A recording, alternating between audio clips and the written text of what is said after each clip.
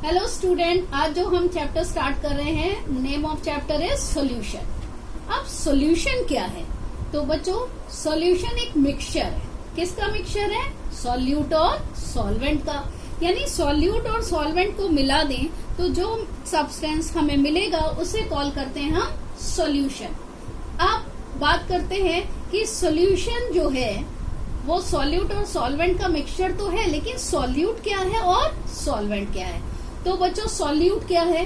Solution में mix है solute और सॉल्वेंट। जो सब्सटेंस क्वांटिटी में कम है वो कहलाएगा सॉल्यूट, और जो सब्सटेंस क्वांटिटी में ज्यादा है तो उसको कहेंगे हम सॉल्वेंट।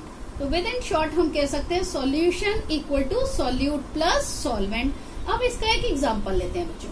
मान लीजिए मैंने एक ग्लास वाटर लिया और उसमें हमने शुगर मिलाई 1 स्पून। तो शुगर की क्वांटिटी वाटर के कंपैरेटिवली बहुत कम है, इसलिए शुगर हो गई सॉल्यूट और वाटर हो गया सॉल्वेंट। अब बच्चों बात करते हैं types of solution.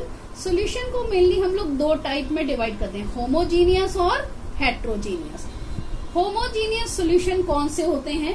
Homogeneous solution बच्चों वो सॉल्यूशन होते हैं जिसमें जो कंपोनेंट्स होते हैं यानी सॉल्यूट और सॉल्वेंट वो सब साइड सेम ढंग से मिक्स होते हैं, यानी कि उनका जो कंपोजिशन होता है सॉल्यूशन का वो हर जगह सेम होता है। और हेट्रोजीनियस में क्या होता है? सॉल्यूट और सॉल्वेंट जो आपने मिलाए हैं वो पूरे में सॉल्यूट पार्टिकल्स सॉल्वेंट में मिक्स नहीं होते, यानी कि उनके जो कंपोजिशन होता है सॉल्यूशन का वो सब जगह सेम नहीं होता। इसका भी एग्जांपल ले सकते हैं। अभी मैंने आपको कहा कि एक ग्लास वाटर लीजिए और 1 स्पून शुगर उसमें डाल दीजिए। बच्चों, अब जब आपने शुगर उसमें डाल दी और सॉल्यूशन को मिक्स नहीं किया तो सॉल्यूशन क्या हुआ? हेट्रोजीनियस। क्योंकि अगर ऐसे सॉल्यूशन में से आप थोड़ा सा पार्ट निकालते हैं तो उसमें वाटर और शुगर की जो क्वांटिटी है वो हर तरफ सेम नहीं होगी। क्यों नहीं हुई? क्योंकि हमने उसको मिक्स नहीं किया। अब बच्चों हमने उसको मिक्स कर दिया और पूरा एक स्टर करने पर एक ट्रांसपेरेंट सॉल्यूशन हमें मिल गया।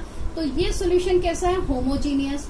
यानी उसमें से अगर उस ग्लास में जिसमें आपने वाटर और शुगर मिला रखा है, अगर आप उसको कहीं से भी थोड़ा सा पार्ट लेके उसको टेस्ट करेंगे तो जो शुगर का टेस्ट है वो सब जगह सेम मिलेगा। अब बच्चों हमने सॉल्यूशन को डिवाइड किया 3 पार्ट्स में। किस बेस पे? On the basis of state of solvent. अब बच्चों सॉल्वेंट के जो फिजिकल स्टेट है उसके बेस पे मैंने सॉल्यूशन को 3 पार्ट्स में डिवाइड किया। अगर एक क्या है? सॉलिड सॉल्यूशन, एक है लिक्विड सॉल्यूशन और तीसरा है बच्चों गैसियस सॉल्यूशन। अब सॉलिड सॉल्यूशन कौन सा है? जिसमें सॉल्वेंट क्या है? सॉलिड। अगर सॉल्वेंट लिक्विड हो तो वो सॉल्यूशन क्या कहलाएंगे बच्चों? Liquid solution. और अगर सॉल्वेंट आपका गैस है तो वो सॉल्यूशन कहलाएंगे गैसियस सॉल्यूशन। अब हम हर तरह के सॉल्यूशन को 3 पार्ट्स में फर्दर कैटेगराइज कर रहे हैं। अब हमने जो बेस रखा है कैटेगराइजेशन का वो क्या है? सॉल्यूट की फिजिकल स्टेट। अब देखिए बच्चों, अगर सॉल्यूट सॉलिड है, सॉल्वेंट तो सॉलिड है ही, तो जो सॉल्यूशन है वो कैसे है? Solid solution. अब इसमें हम एग्जांपल लेते हैं, जैसे कि मान लीजिए हम गोल्ड का कोई ऑर्नामेंट लेते हैं और उसमें कई बार हम कहते हैं किसी मेटल की कोई मिलावट है। मान लीजिए कॉपर थोड़ा सा मिला है, तो बच्चों कॉपर डिसॉल्व किया किसमें? गोल्ड में। तो दोनों की स्टेज क्या है? सॉलिड। तो ये हो गया इसका एग्जांपल। अब हम बात करते हैं अगर सॉल्यूट लिक्विड हो लेकिन सॉल्वेंट कैसा हो? सॉलिड। तो इसका एग्जांपल हम ले सकते हैं बच्चों मरकरी इन सोडियम। क्यों लिया है? मरकरी सबको पता है लिक्विड होता है और सोडियम क्या है? सॉलिड। अब मरकरी और सोडियम के कॉम्बिनेशन से जो सब्सटेंस तैयार होगा उसको हम कहते हैं अमलगम। अमलगम क्या है बच्चों? कभी भी किसी मेटल के साथ अगर मरकरी डिसॉल्व है तो उस सब्सटेंस को हम कहते हैं अमलगम। अब तीसरा ले रहे हैं, जब सॉल्यूट तो गैस हो लेकिन सॉल्वेंट कौन हो? सॉलिड। अब बच्चों इसमें एग्जांपल लेते हैं, हाइड्रोजन गैस डिसॉल्व्ड इन पैलेडियम, क्योंकि पैलेडियम क्या है, सॉलिड।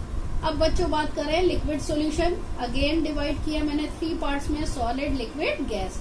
अब पहली कंडीशन लेते हैं, जब सॉल्यूट क्या है, सॉलिड, और सॉल्वेंट क्या है, लिक्विड। अब इसमें एग्जांपल हम पहले वाला भी ले सकते हैं, जैसे मैंने कहा था वाटर में आपने शुगर डिसॉल्व करी, आप चाहो तो वाटर में ग्लूकोज डिसॉल्व करो, वाटर में कॉमन सॉल्ट डिसॉल्व करो, कोई भी एग्जांपल आप इसमें ले सकते हैं। अब हम ले रहे हैं जब लिक्विड है सॉल्यूट और सॉल्वेंट भी क्या है, लिक्विड, दोनों लिक्विड। तो इसका एग्जांपल हम ले सकते हैं बच्चों, इथाइल अल्कोहल इन वाटर। हमने इथाइल अल्कोहल को थोड़ा सा लिया और वाटर में मिक्स कर दिया, दोनों लिक्विड स्टेट में है, तो ये इसका एग्जांपल हो जाएगा।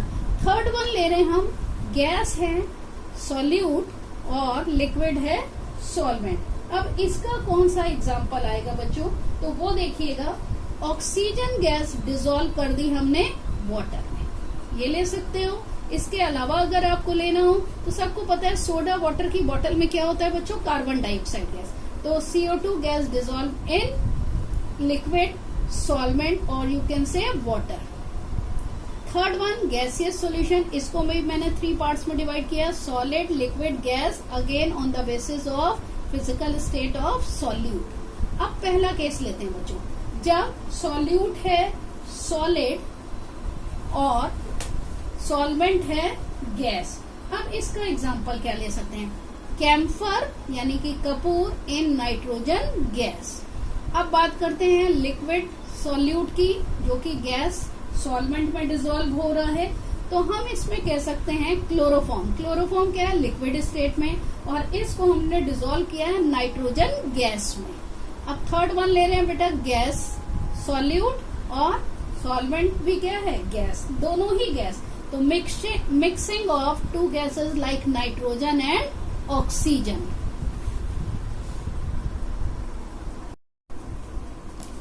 बच्चों उसके आगे हम ले रहे हैं, देखिए सॉल्यूशन को अब मैंने 2 पार्ट्स में डिवाइड किया है, डाइल्यूट और कंसंट्रेट। ये किस बेस पे डिवाइड किया है, ये मैंने इस बेस पे लिया है कि सॉल्यूट की क्वांटिटी उसमें कितनी है।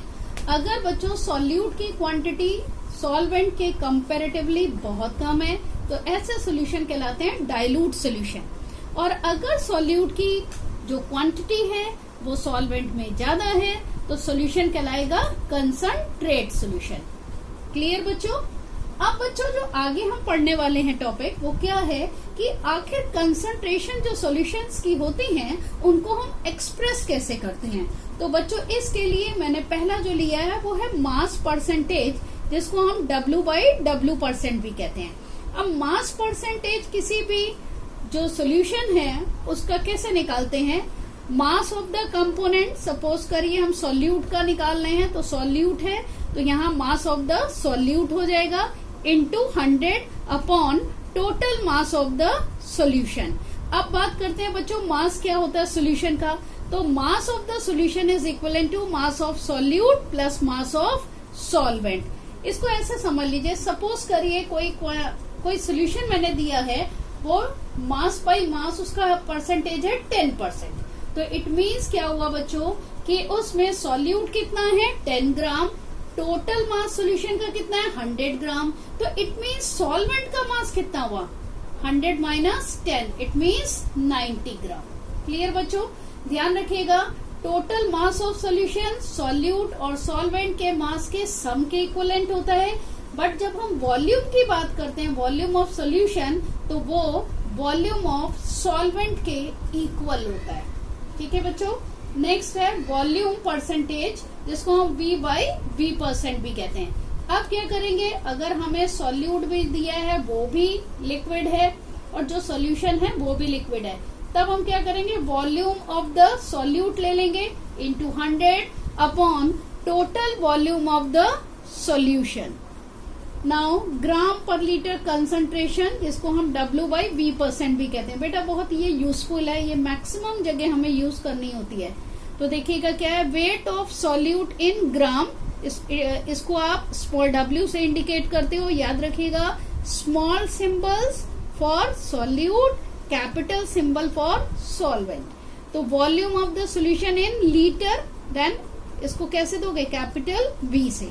लेकिन जनरली न्यूमेरिकल में जो वॉल्यूम होता है सोल्यूशन का वो होता है मिलीलीटर में, तब आपको उसे 1000 से डिवाइड करना पड़ेगा, तो वो क्या होगा, न्यूमरेटर बन जाएगा, तो हो जाएगा W इंटू 1000 अपॉन V, जब V किस में है, मिलीलीटर में।